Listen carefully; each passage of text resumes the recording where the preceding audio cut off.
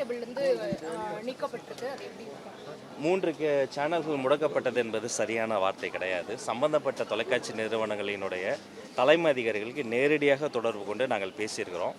இந்த சில செட்டாப் பாக்ஸஸில் மட்டும் தற்காலிகமாக அது ஒளிபரப்ப முடியாத ஒரு சூழல் இருக்குது. அப்போ இதை மேற்பார்வை செய்கிறதுக்காக ஓவர்சீ செய்வதற்காக ஒரு வெண்டார் கூட நம்ம ஏற்கனவே அக்ரிமெண்ட் போடப்பட்டிருக்கு.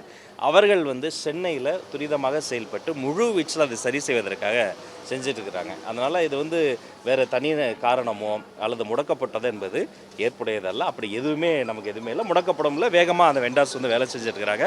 மேலும் தொழில்நுட்ப வல்லுநர்கள் அதில் சேர்ந்து ஒர்க் பண்ணிட்டுருக்கிறாங்க.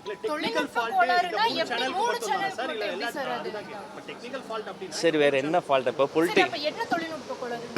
பொலிட்டிக்கல் ரீசன்ஸ் இருந்தால் எத்தனையோ எங்களுக்கு நேரெதிராக இருக்கக்கூடிய கருத்துடைய சேனல்ஸும் இப்போ வந்துக்கிட்டு இருக்கு. அதில் எந்த டிஸ்டர்பன்ஸும் கிடையாது.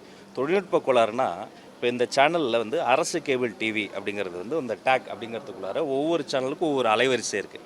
அதில் குறிப்பிட்ட அலைவரிசைகளில் சில தொழில்நுட்ப கோளாறு இருக்குது. இப்போ இதை தாண்டி வேறு அலைவரிசைகள் அந்த சேனல் தரலாம்னா ஆல்ரெடி எக்ஸிஸ்டிங் அலைவரிசையில் அந்த மற்ற சேனல்ஸ் இருக்குது. அப்போ இந்த தொழில்நுட்ப கோளாறை அந்த சம்மந்தப்பட்ட வெண்டார், அந்த வெண்டாருடைய கம்பெனியினுடைய நிறுவனத்தினுடைய பேர் கூட நாங்கள் டிஏ பேரில் ரிலீஸ் பண்ணியிருக்கிறோம். அவங்க இதற்கு பொறுப்பெடுத்து அதை சரி பண்ணுறதுக்கான முயற்சிகளை செஞ்சுட்ருக்காங்க. சில செட்டப் பாக்ஸ்னு எப்படி சார் சொல்கிறீங்க? ஏன்னா மொத்தம் 16 லட்சம். என் சேம்பர் வாங்க. என் சேம்பரில் என்னுடைய செட்டாப் பாக்ஸில் நீங்கள் சொல்கிற சேனல், உங்கள் சேனல் உன்னுடைய நிருபர்கள் எல்லாரையும் அழைத்துட்டு உட்கார வச்சு காஃபி கொடுத்து நான் சேனல் காமிச்சேன். நீங்கள் பார்க்கல, நீங்களும் வாங்க.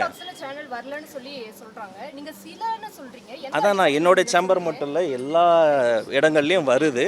அப்படி கிரீவன்சஸ் நீங்கள் சொல்கிற அளவுக்கு 12 லட்சம் 15 லட்சம்லாம் கிரீவன்சஸ் வரல. ஏற்கனவே இதை பற்றி நான் விளக்கமும் சொல்லிட்டேன்.